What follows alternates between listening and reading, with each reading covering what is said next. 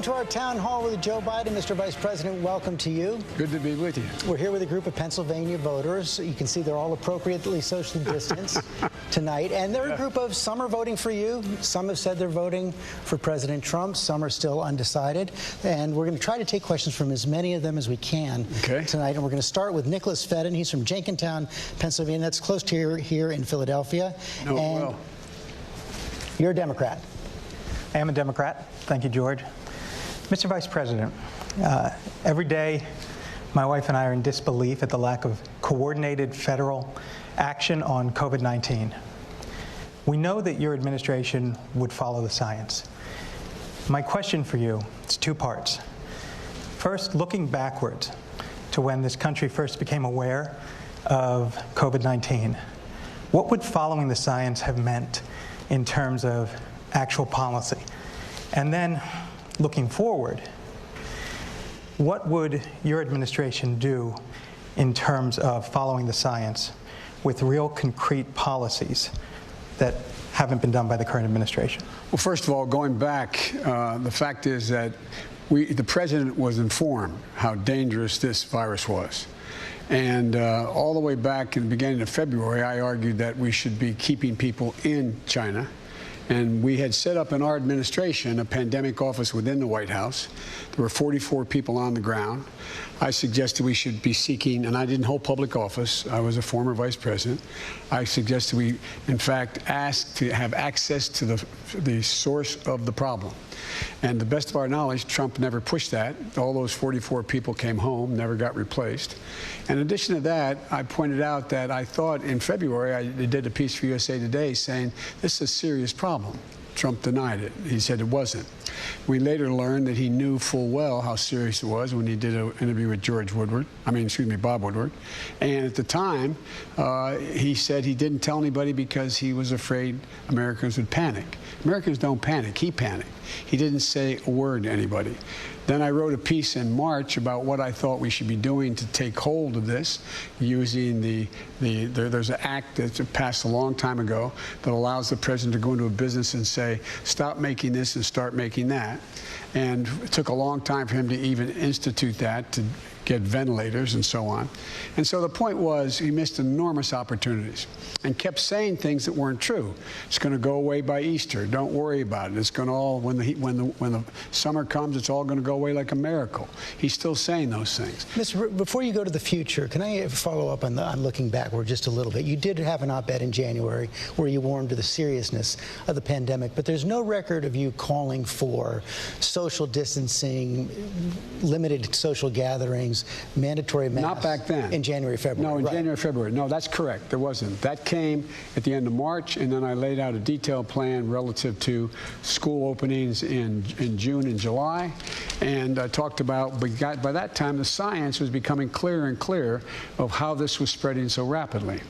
But the president kept denying that. If you notice, from March on, I stopped doing big meetings. I started wearing masks. So it was at a time when the science was saying, and his key people, Dr. Fauci, were saying, you should be taking these precautions. So what we should be doing now, there should be a national standard instead of leaving this up. Remember what the president said to the governors. Well, they're on their own. That's not my responsibility. The governors can do what they need to do, not my responsibility. It is the presidential responsibility to lead. And he didn't do that. He didn't talk about what needed to be done because he kept worrying, in my view, about the stock market. He worried if he talked about how bad this could be unless we took these precautionary actions, then, in fact, the market would go down. And his barometer of success in the economy is the market. Thirdly, what we didn't do is the president had an opportunity to open and allow schools and businesses to stay open if they got the kind of help they needed. So the Congress passed a couple $1 trillion worth of help, and what happened was most of that money, significant portion of that money, went to the very wealthiest corporations in the country, didn't get to the mom and pop stores. So you had 1 in 5, 1 in 6 minority businesses closing, many of them permanently, people being laid off. And then what happened was when the first tranche of the first round of money for unemployment, enhanced unemployment, went by, he didn't do anything. He didn't do anything. And to the best of my knowledge, and I mean this sincerely, I can't think, I've been around for a lot of presidents, and you know a lot of presidents in a crisis. I don't ever remember one never calling the House and Senate, Republicans, Democrats together. Let's look forward a little bit. You said that you would lock down the economy only if the scientists said it was necessary. Well, by the way, that wasn't the context here. They said, would I lock down the economy if science said so? I said I'd follow science. But I don't think there's a need to lock down. But I want to press you on that point. Sure. You've been in the Oval Office for 8 years with President Obama. He would always say that only the hard-to-solve problems get to his desk. What is most likely to happen is the scientists will disagree. The scientists will disagree with the economists. So the question is, how are you going to decide this? Who are you going to listen to? And how can you contain the pandemic without crushing the economy? Well, you can contain the pandemic by being rational and not crush the economy. For example, I laid out a plan how you can open businesses. You can open businesses and schools if, in fact, you provide them the guidance that they need as well as the money to be able to do it.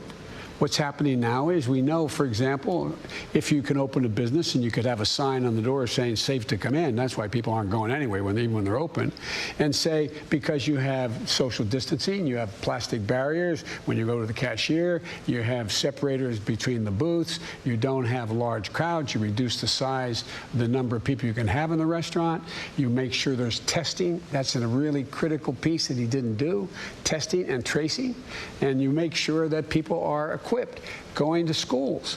You know, we initially said, the government initially said they were going to provide masks for every student and every teacher. Then they said, no. FEMA said, the president or whomever said, no, that's not a national emergency. Not a national emergency. We need more teachers in our schools to be able to open smaller pods. We need ventilation systems changed. Well, there's a lot of things we know now. And I laid them out in some detail. Now, again, when I say I laid them out, I'm not an office holder. I'm running for office. It's not like I'm still vice president or I was a United States senator pushing this. So I don't want to say I. But we did lay out exactly what needed to be done. And take a look. We make up 4% of the world's population. We have 20% of the world's deaths. We're in a situation where we have 210,000+ people dead. And what's he doing? Nothing. He's still not wearing masks and so on. We're getting some more questions on COVID. Sure. The next one comes from Kelly Lee. She's from Philadelphia. Thank you. Republican. Voted for Donald Trump in 2016. Undecided now? Hey, Kelly, how are you? Hi, Mr. Biden. My question is about the coronavirus vaccine, or potential. Senator Harris stated that she absolutely would not take a vaccine from President Trump. And of course, we all know it's not President Trump that would create this vaccine. It would be doctors and scientists that presumably we all trust. So my question for you is, if a vaccine were approved between now and the end of the year, would you take it? And if you were to become president, would you mandate that everyone has to take it? Two things. Number one, President Trump talks about things that just aren't accurate about everything from vaccines. We're going to have one right away. It's going to happen and so on. The point is that if the body of scientists say that this is what is ready to be done and it's been tested, they've gone through the 3 phases, yes, I would take it. I'd encourage people to take it. But President Trump says things like, everything from this crazy stuff he's walking away from now, inject bleach in your arm and that's going to work. I'm not being facetious though. I mean, he's actually said these things. And now Regeneron is the answer. That's going to cure everything. There's 500,000 doses. We got a couple, we got more than a few million people, and most of if you notice, most of the companies who are developing these vaccines are they're making real progress. I meet with 4 leading scientists at least twice a week in the beginning, 4 times a week, giving us the detail on what kind of progress is being made. And right now, they do the right thing. When they run into a serious problem, they halt the test. They don't continue until they figure out what the problem was. They're not there yet. And the most scientists say there's not likely to have a vaccine that would be available until the beginning of next year, into the spring of next year. And in the meantime, what I worry about is the same thing with Regeneron, which is a useful a useful tool. But what's happening is there was no plan to figure out how to distribute it. How many, we have 500,000, vials of it. Well, we don't have all the testing equipment. We don't have all the ability to get it to the people who need it. And what we should be doing now, and allegedly it's happening, but I've not seen it yet, nor the docs that I've talked to seen it, there should be a plan when we have the vaccine, how do we distribute it? And once we get it, if it's safe, if it's effective, will you mandate its use? The answer is depending on how clear. There's vaccines, they say, have a very positive impact, and they're going to affect positively 85% of the American public. Or there's others say this vaccine is really the key. This is the golden key. It depends on the state of the nature of the vaccine, when it comes out, and how it's being distributed. That would depend on. But I would think that we should be talking about, depending on the continuation of the spread of the virus, we should be thinking about making it mandatory. How could you enforce that? Well, you couldn't. That's the problem. Just like you can't enforce measles. You can't come to school unless you have a measles shot. You can't. But you can't say everyone has to do this. But you would, just like you can't mandate a mask. But you can say, you can go to every governor and get them all in a room, all 50 of them as president, and say, ask people to wear the mask. Everybody knows. And if they don't, fines? And they don't, no, not fine. Then I go to every governor, I go to every mayor, I go to every councilman, I go to every local official, say, mandate the mask. Say, this is what you have to do when you're out. Make sure you encourage it being done. Look, George, you and I know, and I think you do too as well, the words of a president matter. Absolutely. No matter whether they're good, bad, or indifferent, they matter. And when a president doesn't wear a mask or makes fun of folks like me when I was wearing a mask for a long time, then, people say, well, it mustn't be that important. But when a president says, I think this is very important, for example, I walked in here with this mask, but I have one of the N95 masks underneath it. I left it in my dressing room, the room I was in before I got here. And so I think it matters what we say. And we're now learning that children are getting the virus, not with as serious consequences. But there's been no studies done yet on vaccines for children. So there's a long way to go, but we can make progress in the meantime and save lives. And the last point I'll make, if you listen to the head of the CDC, he stood up and he said, while we're waiting for a vaccine, and he held up a mask. You wear this mask, you'll save more lives between now and the end of the year than if we had a vaccine. It's estimated by every major study done from the University of Washington to Columbia that if, in fact, we wore masks, we could save between now and the end of the year 100,000 lives. And avoid lockdowns? And avoid lockdown, yes. You don't have to lock down if you're wearing the mask. Let's get a question on the economy. Anthony Argyrakis. Thank you. I hope I answered your question. From Canonsburg, Pennsylvania. It's a suburb of Pittsburgh, Republican. I know it. For President Trump. Thank you, George. Thank you, Mr. Vice President. You stated that anyone making less than $400,000 will not see one single penny of their taxes raised. That's right. But also state that you are going to eliminate the Trump tax cuts. The Trump tax cuts reduces taxes for the majority of workers. I would argue not enough. What is your plan for either extending the tax cuts for the middle class or creating a new plan that further reduces those taxes? I carry this card with me. When I said the Trump tax cuts, about $1.3 trillion of the $2 trillion in his tax cuts went to the top 1/10 of 1%. That's what I'm talking about eliminating, not all the tax cuts that are out there. And by the way, if you just take a look, we reduced the corporate tax rate from 35%, and Democrats and Republicans who were in office thought it should come down to 28%. He reduced it to 21%. You have 91 out of every of the Fortune 500 companies not paying a single solitary penny. If you raise the corporate tax just back to 28%, which is a fair tax, you'd raise $1.3 trillion by that one act. If you made sure the people making over 400 grand paid what they did in the Bush administration, 39.6%, you would raise another, it goes up to, let me get the exact number here, about another $92 billion. So you can raise a lot of money to be able to invest in things that can make your life easier, make you change your standard of living by making sure you have affordable health care, by making sure you're in a situation where you're able to send your kid to school, and if you have a student debt, you can deal with it, making sure that your home, you can pay your mortgage. You got 20 million people right now. Mr. Vice President, let me press you on that, though. Sure. You're going to raise the corporate tax. You're going to raise taxes on the wealthy. Is it wise to do even that when the economy is as weak as it is right now? Another 900,000 people. That's a great question. Moody's did an analysis of my detailed analysis of my tax plan and my economic plan.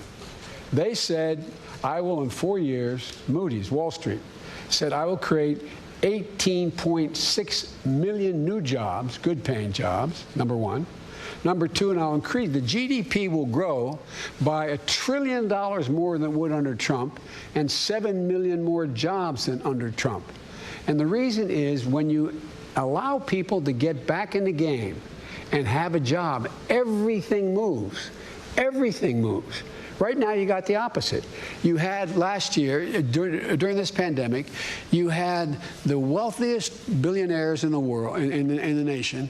They made another $700 billion. $700 billion. He talks about a V-shaped recovery. It's a K-shaped recovery. If you're on the top, you're going to do very well. And the other thing and if you're at the bottom, or you're in the middle or the bottom, your income is coming down. You're not getting a raise. I don't know what you do. You may get a raise. Hope you're a billionaire. But all kidding aside, but it's about growing the economy. And George, the way out, the reason why I'm so optimistic about economic recovery, more than I've ever been, is we have these 4 crises happening all at once, and one helps the other. For example, we're going to invest a great deal of that money into infrastructure. And into a green infrastructure. We're going to put 500,000 charging stations on new highways we're building and old highways we're building. We're going to own the electric market. You know as well as I do from your days, in the old days, where the president spends about $600 billion a year on government contracts. Everything from making sure they have aircraft carriers to automobile fleets for in the United States. If you and it's not violation of any international trade agreement, made in America. If you actually insist that, whatever that product is, made in America, including the material that goes into the product, it's estimated we're going to create somewhere between another 4 and 6 million jobs just by doing that. But what's happening now? Under his trade policy, a lot of this is going overseas. You get a benefit from going overseas if you have much of it being made overseas. So if you send it overseas, you get a 10% tax increase on the product. If you make it in America and you bring it back, you get a 10% growth. If you bring back a company and you're going to open up an old facility, you get a 10% tax credit for all you invested. That actually works, George. So there's not going to be any delay on the tax increases? No, well, I got to get the votes. I got to get the votes. That's why, the one thing that I have this strange notion. We are a democracy. Some of my Republican friends and some of my Democratic friends even occasionally say, well, if you can't get the votes by executive order, you're going to do something.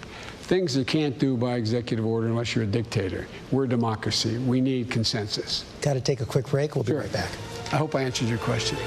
And welcome back to our town hall with Joe Biden. We're going to get a question now from Cedric Humphrey. He's a student from Harrisburg, Pennsylvania, progressive Democrat.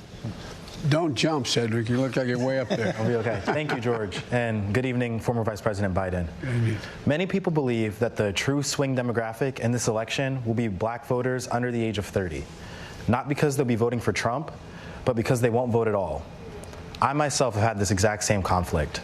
So my question for you then is, besides you ain't black, what do you have to say to young black voters who see voting for you as further participation in a system that continually fails to protect them? Well, I say, first of all, as my buddy John Lewis said, it's a sacred opportunity and right to vote. You can make a difference. If young black women and men vote, you can determine the outcome of this election. Not a joke. You can do that. And the next question is, am I worthy of your vote? Can I earn your vote? And the answer is, there's two things I think that I care, and I've demonstrated I care about my whole career. One is, in addition to dealing with a criminal justice system to make it fair and make it more decent, we have to be able to put black Americans in a position to be able to gain wealth, generate wealth. And so you look at what that entails. It entails everything from early education. That's why I'm supporting making sure that we in Title I schools, as you know, schools with the least tax base to be able to support their schools. I increased the funding for them from $15 to $45 billion. That allows every teacher in that school to make up to $60,000. And the problem now is they're leaving the schools. They're not there. We're short about 1.5 million teachers, 1.25 million teachers. Number two, every 3-, 4-, and 5-year-old will go to school, not daycare, school. And what all the great universities, including the one you've gone to, or went to, in fact, talks about in the last 8 years, what's happened. What happens when you let them go to school, they make up rapidly whatever shortcoming they had in terms of their education prior to that. They have not heard as many words spoken, et cetera, et cetera. What happens is that the studies show that 58% will increase by 58% their chance of going all through 12 years of school and going through successfully. We'll also provide for the ability to bring in social workers and school psychologists. We have one school psychologist in America now for every 1,507 kids. It should be 1 to 500, not just in schools that are poor, but in all schools. Because we learned that, for example, drug abuse doesn't cause mental illness. Mental illness causes drug abuse, the failure to get hold of people and deal with their anxieties. In addition to that, I provide for $70 billion for HBCUs, for them to be able to have the wherewithal to do what other universities can do, because they don't have the kind of foundational support they need.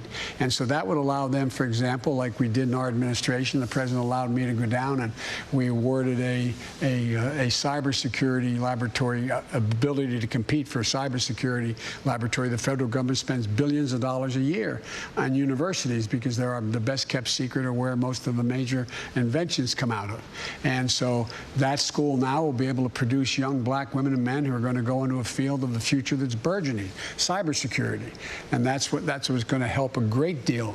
In addition to that, if you're a young man about to graduate, or you graduated from school and you want to own your first home, or well, it's awful hard to get the money, and depending on the background, what your economic background is, to get a down payment. So we're going to guarantee first-term home buyers a $15,000 down payment for first-term home buyers.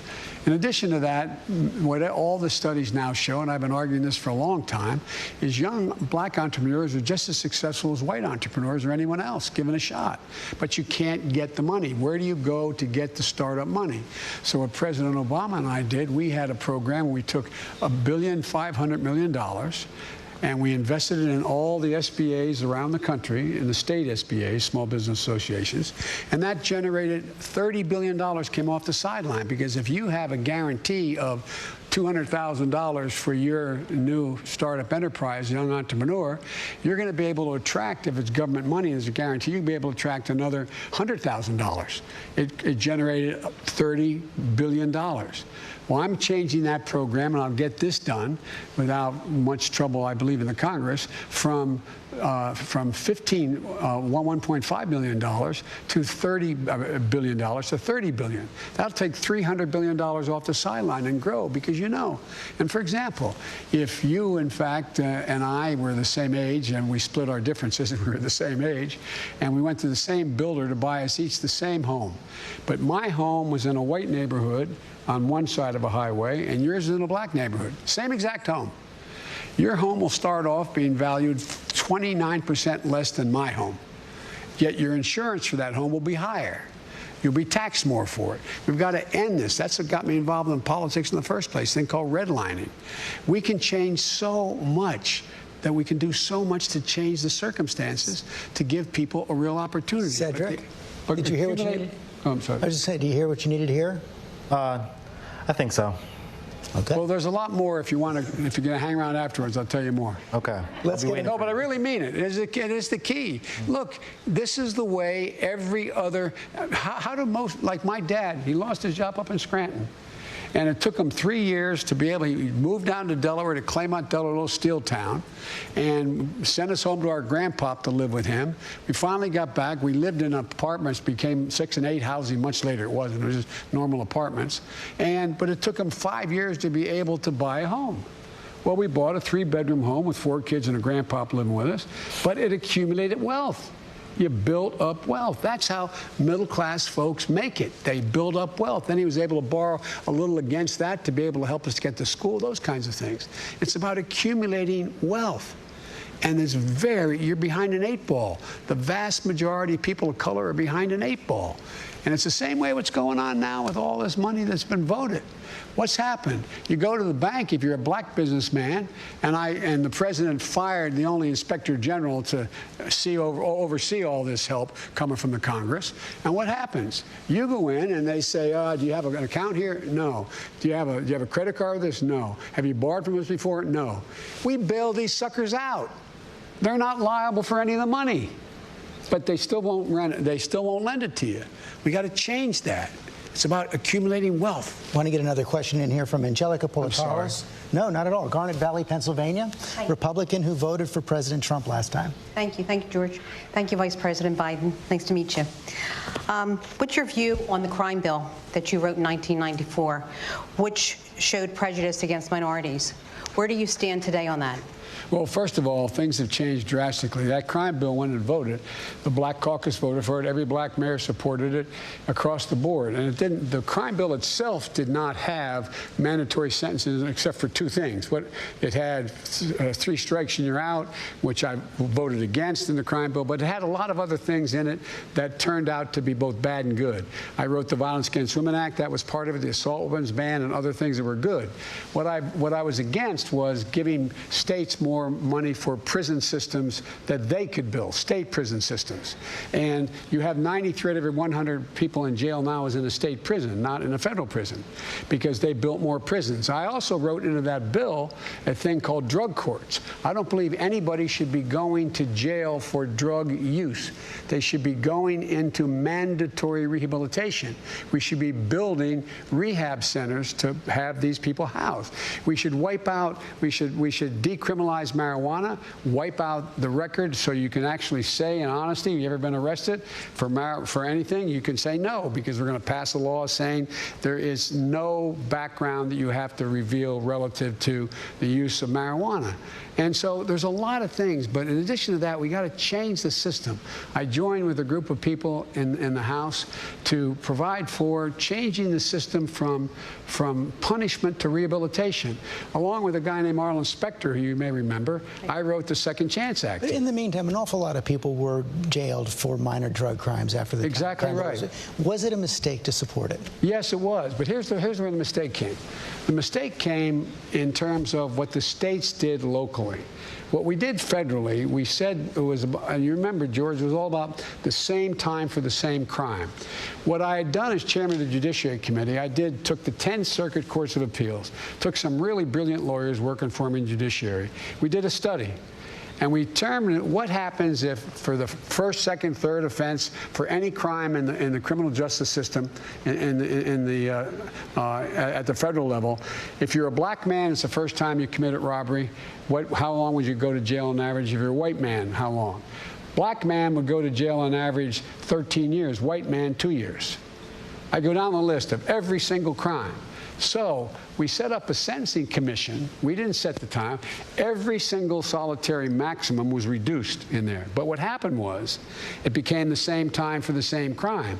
So it said you have to serve between 1 and 3 years. They ended up becoming much lower. Black folks went to jail a lot less than they would have before, but it was a mistake. Let me ask another follow-up on the crime bill. It also funded 100,000 police back in 1994. You've often said that more cops clearly mean less crime. Do you still believe that? Yes, if in fact they're involved in community policing, not jump squads. For example, when we had community policing from the mid-90s on till Bush got elected, what happened? Violent crime actually went down precipitously. Remember the significant rise in violent crime that was occurring in the late 80s into the 90s. It went down, and fewer African Americans were arrested because you had the requirement. The cops didn't like it. They didn't like the community policing because you had to have two people in a vehicle. They had to get out of their cars. They had to introduce themselves to who owned the local liquor store, who owned the local grocery store, who was the woman on the corner. And what they would do, George, they'd actually go and give people their phone numbers. A cop would give the phone number. So if Nellie Smith was on the second floor where drug deals took place and things happened below her, her apartment, she could call and say, it's Millie, and there's something going on here, and they'd never reveal it was her because they know if she knew that, in fact, they'd never report the crime. She'd never report. So it actually started to come down. What happened? They eliminated the funding for community policing. Community policing doesn't mean more people coming in up-armored Humvees and swarming like that. When they did, it turned out that by the time we got to the late 90s, the crime had come down so much, and the mayors and everybody asked the question, where do you want me to spend the money? They say, well, only 1% thought violent crime was a problem. It was as high as 22%. Right now we have a systemic problem. How do you get the kind of policing, prevent the kind of policing? You have to change the way in which they police. One of the things I'm going to do, George, is set up a national study group made up of cops, social workers, as well as made up of the black community and the brown community to sit down in the White House and over the next year come up with significant reforms that need to take place within communities. You have to bring them together. One of the things I've observed is, the neighborhood I grew up in Claymont, you either became a cop, a firefighter, or a priest. I wasn't qualified much to do any one of them. But here's the deal, all kidding aside. Most cops don't like bad cops. Correct. They don't like it. That's correct. And so what happens is they get intimidated into not reporting. So one of the things we do is there has to be transparency available. We have to be able to go in at the federal level, be able to go in and check out whether or not there's systematic problems within police departments. If, in fact, a cop needs to be tried, it's not the prosecutor in the community, in the district we're there. You got to go outside the community to get another prosecutor to come in and handle the crime. There's a lot of things we've learned, and it takes time, but we can do this. You can ban chokeholds, but beyond that, you have to teach people how to de-escalate circumstances. De-escalate. So instead of anybody coming at you and the first thing you do is shoot to kill, you shoot them in the leg. There's ways you have to do more background checks in terms of whether or not the person coming in passes certain psychological tests. And the last thing I'll say, and I'm sorry but it's really, I think, really, really important, is you have to be in a position where you are able to identify the things that have to change. And one of the things that has to change is so many cops get called into circumstances where somebody is mentally off, like what happened not long ago with that guy with the knife.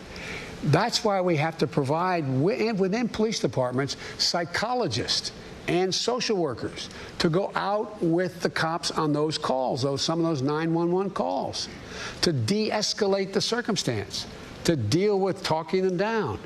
But we can't, cops are kind of like school teachers now.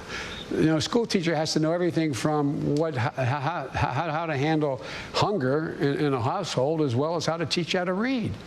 Well, cops don't have that breadth. And there's a lot of things we can do. We shouldn't be defunding cops. We should be mandating the things that we should be doing within police departments and make sure there's total transparency. Got to take another quick break. We'll be right back. The Supreme Court is our next topic. The questioner, Nathan Osborne of Philadelphia, Pennsylvania, Democrat. Hi, George, Mr. Vice President. Hey, Nathan. Our country's first Supreme Court gave its first rulings just 2 blocks from here, from 1791 to 1800, and it's become more polarized since then. Merrick Garland didn't get a hearing for all of 2016, and Amy Coney Barrett's being pushed through at the last minute, even though millions have already voted. So what do you think about ideas from people like Pete Buttigieg and others to put in place safeguards that will help ensure more long-term balance and stability? And what do you say to LGBTQ Americans and others who are very worried right now about erosions of their rights and our democracy as a whole? Well, let me start the last point, work my way back. I think there's great reason to be concerned. I was on the road most of the time during these hearings, so I didn't hear many of them. I just got the recaps when I'd get in late at night. I've been going around the country, Florida, and anyway. And but my reading online, what the judge said was she didn't answer very many questions at all. And I don't even think she has laid out much of a judicial philosophy in terms of the basis upon which she thinks are there unenumerated rights in the Constitution and the rest. So, number one. So I think there's great reason to be concerned for the LGBT community, something I've fought very hard for a long time to make sure there's equality across the board. Number two, I think that also health care overall is very much in jeopardy as a consequence of the president's going to go directly after this election directly to the Supreme Court within a month to try to get Obamacare wiped out after 10 million people have already lost their insurance from their employer, and wants to take 20 million people out of the system as well, plus 100 million people with pre-existing conditions. So there's a lot at stake. I don't think it's appropriate. I think the Constitution implies, there's no provision in the Constitution. My problem is I made a mistake of teaching constitutional law for 21 years and the separation of powers. The Constitution implies that the way the people have a right to determine who's going to be on the court is how they vote for their senators and their presidents. We seek the advice and consent of the Senate and the president's president for all 4 years, isn't he? No, he is. But once an election begins, by implication, it is inconsistent with the constitutional principles, in my view. You get disagreement among scholars on this. But I believe it's inconsistent when millions of people already voted to put someone on the court. I think it should have been held until this election is over, see what the makeup of the Senate is going to be. If the president wins this election, he should be able to But how about that question of expanding the court? Here's what you said exactly 1 year ago tonight at a Democratic debate. You said, I would not get into court packing. I would not pack the court. That's not what you're saying now. Is the nomination of Judge Barrett reason enough to rethink your position? What is the nomination? What I wanted to do, George, if I had answered the question directly, then all the focus would be on what's Biden going to do if he wins, instead of on, is it appropriate what is going on now?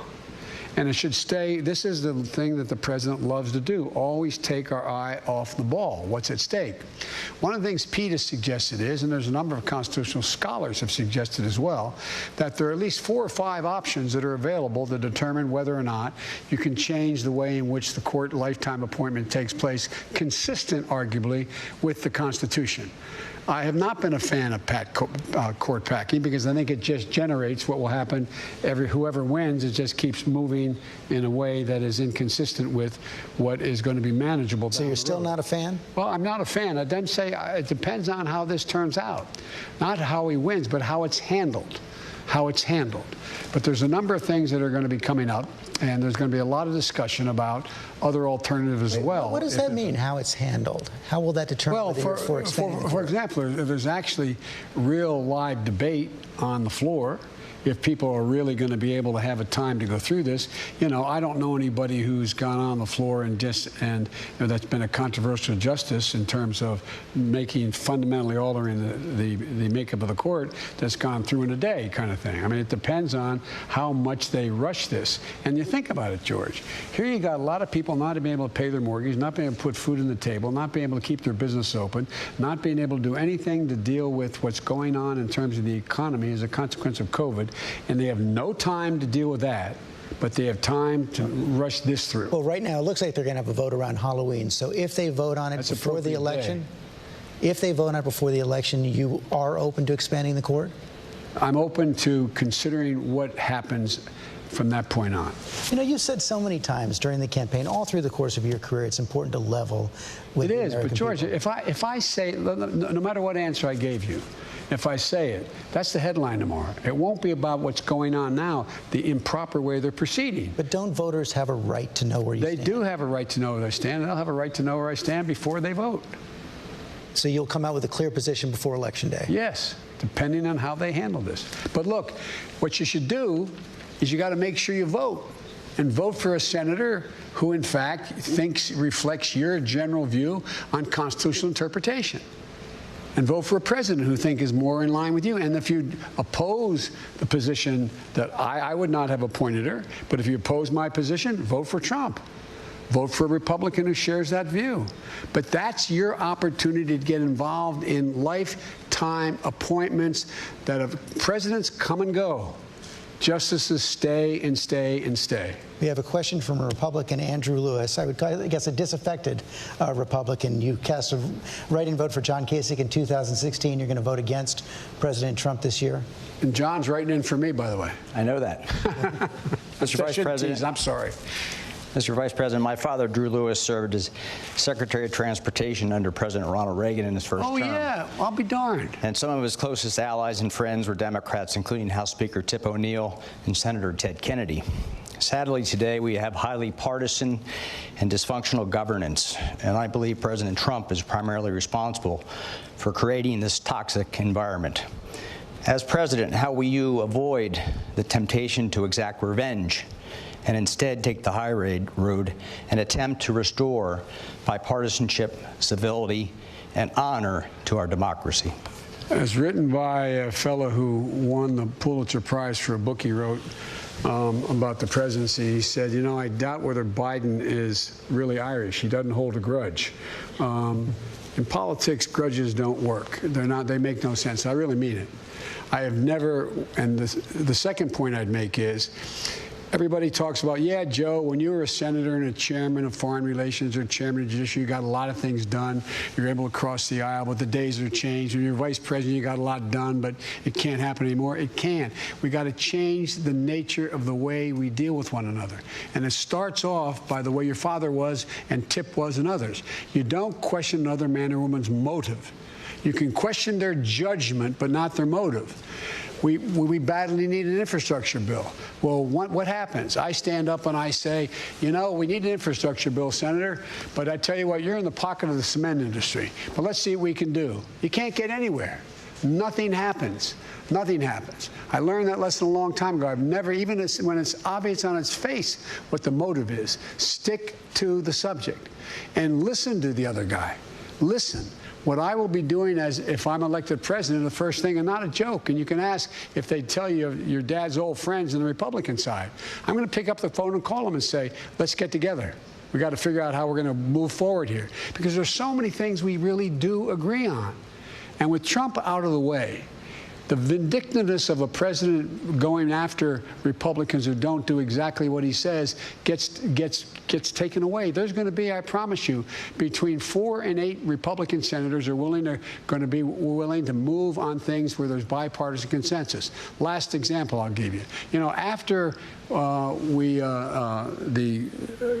after Trump had been elected, named the next president, wasn't sworn in yet, I've been working on a thing called a bill relating to cancer cures, okay? And it was called the Cancer Moonshot. And I worked with a number of Democrats and Republicans, and we had a bill that was about $9 billion that made significant increases in research and development on cancer alternatives, NIH, and particularly specific cancer initiatives. And we only had, at the time, I think it was 111 or 114, whatever it was, votes in the House. I don't hold me the exact number. And we had fewer than 40 in the Senate. But after he was elected, I got those people together as vice president, and we sat down and we worked it out. And we ended up getting it passed 396 votes in the House and 94 votes in the Senate. And at the end of the day, because it had to do with the Biden Cancer Moonshot I've been working on, Mitch McConnell stood up, and I was presiding officer, and moved to name the bill after my deceased son, Bo, who had just died. So there are ways to bring this together. But how about the question of political accountability? And is there some tension between that and bringing people together? You know, Robert Mueller laid out a lot of evidence of possible obstruction of justice by President Trump. What would a Biden Justice Department do with that evidence? What the Biden Justice Department will do is let the Department of Justice be the Department of Justice. Let them make the judgments. of who should be prosecuted. They are not my lawyers. They're not my personal lawyers. So you're not going to rule it in or rule it out? I'm not going to rule in or out. I'm going to hire really first-rate prosecutors and people who understand the law, like Democrat and Republican administrations have had, and let them make the judgments. But turning this into a vehicle for your, as if it's your own law firm, you don't own that Justice Department. You pick the best people you can, and you hope that what they're going to do is they're going to enforce the law as they see it. But can you remember any Republican president going out there, or former Democratic president, go find that guy and prosecute him? You ever hear that? Or, by the way, I'm being sued because a woman's accused me of rape. Represent me. Represent me. Personally represent me in the state of New York on my not allowing my tax returns. What's that all about? What is that about? Got to take another break. We'll be right back. Back to our town hall with former Vice President Joe Biden. We're going to look at the environment right now. We're going to get a question from Michelle Elison from Pittsburgh, Pennsylvania, a businesswoman, a social worker. You're a Republican who's voted for Democrats, but you're not sure what you're going to do this time around. Correct? Correct. Greetings, former Vice President Biden. Hello. Thank you, Mrs. Dollars. In a 2012 report of the University of Pittsburgh's Institute of Politics, fracking was discussed and its possible implications for the waterways from the Commonwealth to the Gulf. Fracking has made the population sick and killed wildlife in southwest Pennsylvania. The Commonwealth of Pennsylvania and small business development centers have already begun to transition people away from fossil fuels. What industries that are not harmful to human health and the environment are you planning for southwest Pennsylvania and the nation? Well, first of all, I make it clear I do not propose banning fracking. I think you have to make sure that fracking is, in fact, not emitting methane or polluting the well or dealing with what can be small earthquakes and how they're drilling. So it has to be managed very, very well, number one. Number two, what we have to do is the future rests in renewable energy. The single fastest growing energy source in the world right now, because I'm going to say something that's going to sound self-serving, but I managed the Recovery Act, and I was able to invest billions of dollars into bringing down the cost per BTU of wind and solar. So now it's cheaper than coal, it's cheaper than oil right now. And it has great, great promise. And it's also the fastest growing employer in the energy industry. And so there are a number of things that I would do immediately. Number one, there are well over 100,000 wells that are left uncapped in the region. We could hire 128,000 of these people who are working in the industry to cap these wells and get a good salary doing it now, number one. Number two, we should be moving toward finding the new technologies that are going to be able to deal with carbon capture. So ultimately, as a transition, we moved to a net zero emission of carbon, that we're still going to be able to use, if we find the right technology, some gas to be able to, if we can carbon capture. And I think we're going to be able to move in a direction where by the year 2035, we'll be able to have net zero emissions of carbon from the creation of energy creation. So we can move it by dealing with those. And every time we talk about global warming or the environment, the president thinks it's a joke, and I think it's jobs. Because what we're going to have happen is, you'll be able to see now, as I started to say before, I, as president, am going to invest that $600 billion we spend in government contracts only on those things that, in fact, also are not only made in America, but building an infrastructure that's clean and new. And what we have to do is focus on the transmission of energy across the country from areas relating to solar and wind. The reason is that that has not been mastered yet. I've met a lot of people in Silicon Valley. The battery technology is increasing significantly, so you're going to be able to have, for example, solar on your home and a battery the size this by this, as I'm showing you here, in your basement. So when the sun doesn't shine for 5 days, you still have enough energy. So we're making significant progress. The other thing we're going to do is provide an awful lot of work. It's estimated to put close to 1 million people to work by weatherizing 4 million buildings and 2 million homes, because we'll save tons and tons of energy, or like billions of barrels of energy over time, and at the same time provide significant employment and a good union wages, prevailing wages. Let me stick on fracking for a second. You said you don't want to ban fracking. As you know, it's an important issue here in Pennsylvania. Not everyone buys your denial. A member of the Boilermakers Local 154, Sean Steffney, was quoted in the New York Times today saying, "You can't have it both ways." He says you can't meet your goal to end fossil fuels without ending fracking. What do you say to people like Sean who doubt your denial because they think you want to keep that promise? Tell them the Boilermakers overwhelmingly endorse me, okay? So the Boilermakers unions endorsed me because I sat down with them in great detail with the leadership exactly what I would do, number one. Number two, what I would do is I would stop giving tax breaks and subsidizing oil. We don't need to subsidize oil any longer, number one. We should stop that and save billions of dollars over time. What I would also do with regard to, the difference between me and the new Green Deal, they say automatically by 2030, we're going to be carbon free. Not possible. So are you for it or against it? You say you're not for it, but in your website it says you call it a crucial framework. The Green Deal. My deal is a crucial framework, but not the new Green Deal. The new Green Deal calls for elimination of all non-renewable energy by 2030. You can't get there. You're going to need to be able to transition, George, to be able to transition to get to the place where we invest in new technologies that allow us to do things that get us to a place where we get to net zero emission, including in agriculture. I've laid out a detailed plan. We should be taking the plan where we allow significant more land to be put in conservation, plant deep-rooted plants which absorb carbon from the air, and in fact pay farmers to do it. We can do things like pelletize all the chicken manure and all the horse manure and cow manure, and they can take out the methane and use it as fertilizer and make a lot of money doing it. For example, right now down in people, when I say that, they wonder what I'm talking about.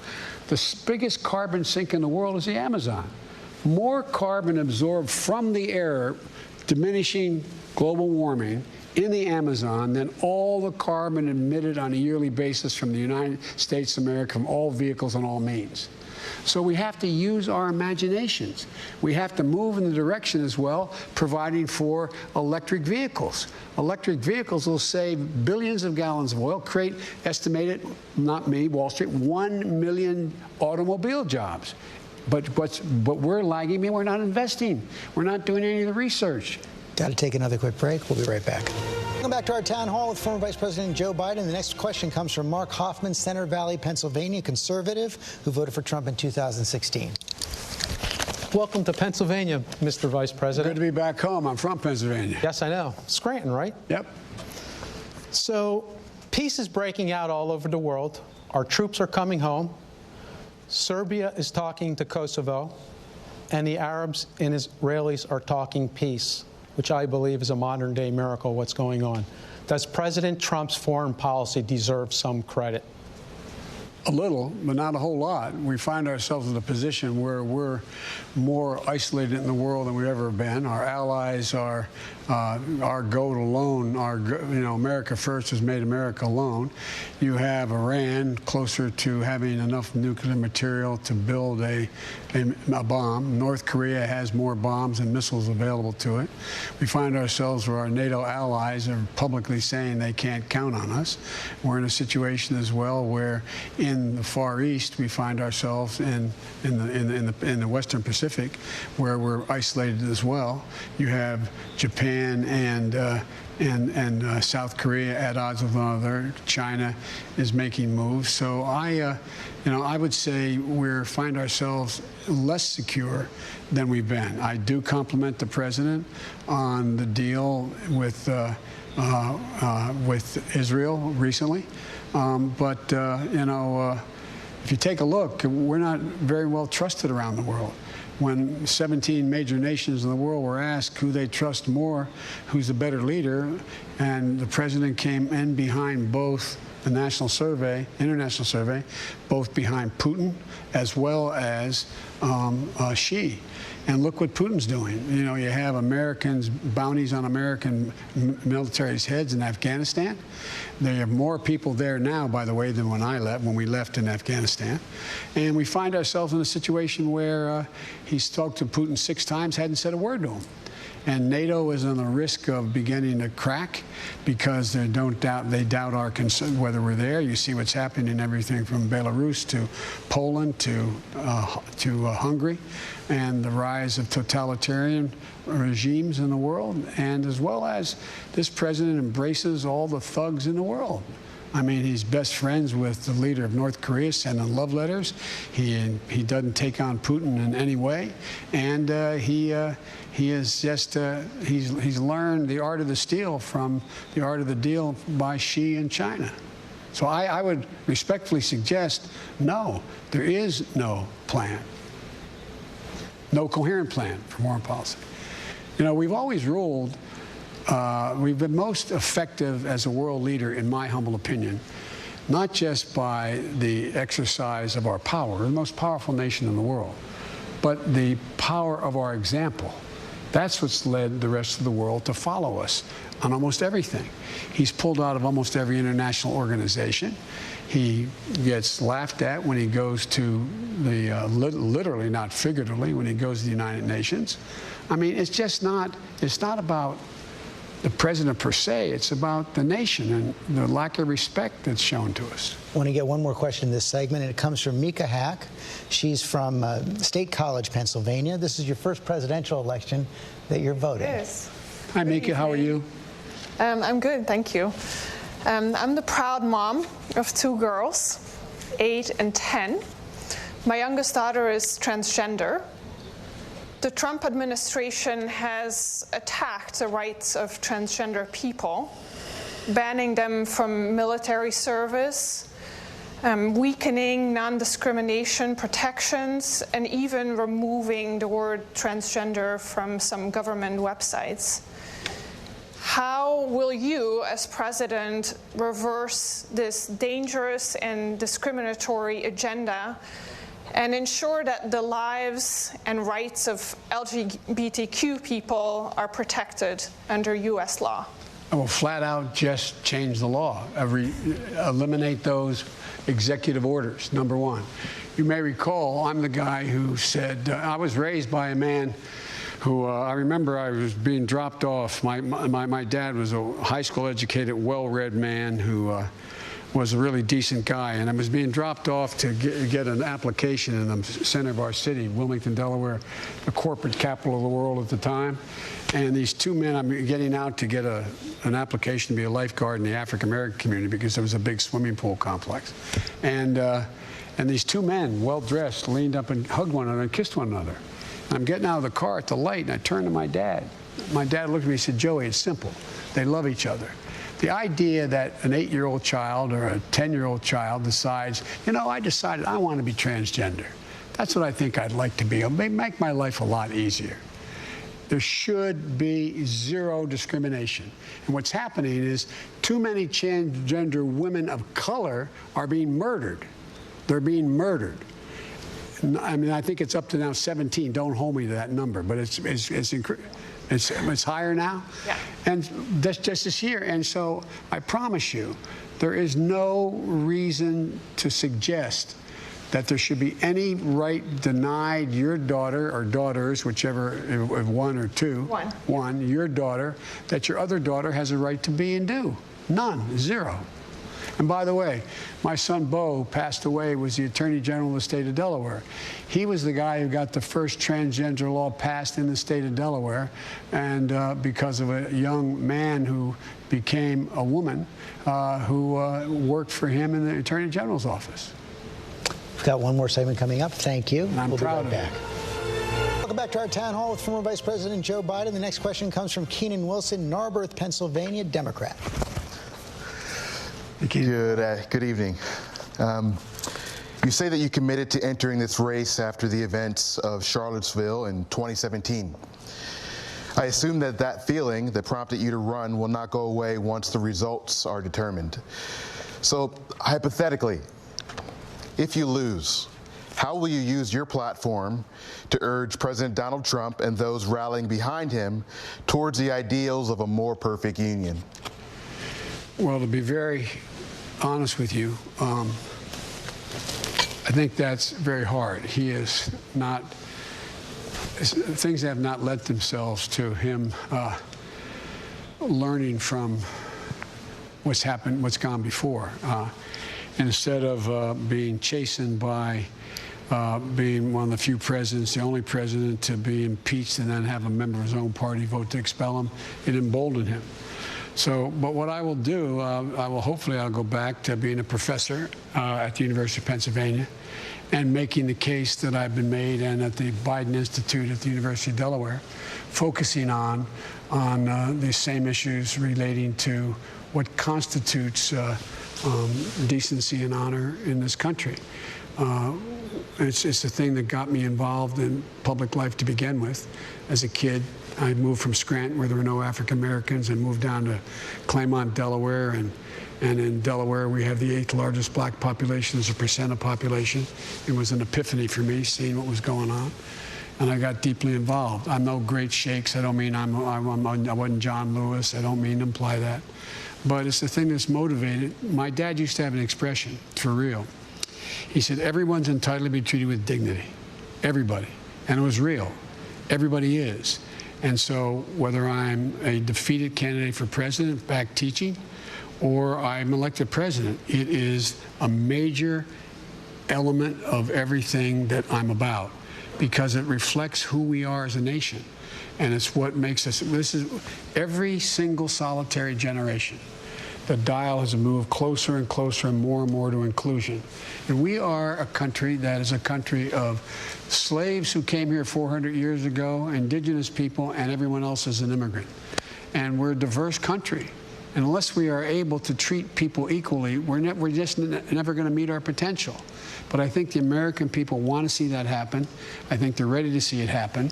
And I tell you one thing, if I'm elected president, you will not hear me race baiting, you'll not hear me dividing, you'll hear me trying to unify. And unify with, bring people together. When I said I was running because I wanted to unify the country, people said, well, they were the old days. We better be able to do it again. Agreed. We better be able to do it again. Mr. Vice President, if you lose, what will that say to you about where America is today? Well, it could say that I'm a lousy candidate and I didn't do a good job. But I think, I hope that it doesn't say that we are as racially, ethnically, and religiously at odds with one another as it appears the president wants us to be. Usually, you know, the president's, in my view, with all due respect, has been divide and conquer. The way he does better if he splits us. There's division. And I think people need hope. I think, look, George, I've never been more optimistic about the prospects for this country than I am today, and I really mean that. I think the people are ready. They understand what's at stake, and it's not about Democrat or Republican. If I get elected, you know, I'm running as a proud Democrat, but I'm going to be an American president. I'm going to take care of those who voted against me as well as those who voted for me, for real. That's what presidents do. We got to heal this nation because we have the greatest opportunity of any country in the world to own the 21st century, and we can't do it divided. One more break. We'll be right back. And we are wrapping up our town hall with former Vice President Joe Biden. Mr. Vice President, as you know, President Trump had a town hall meeting tonight as well. During that town hall meeting, he was asked several times whether he took a COVID test the day of your last debate. You're supposed to have another debate a week from tonight.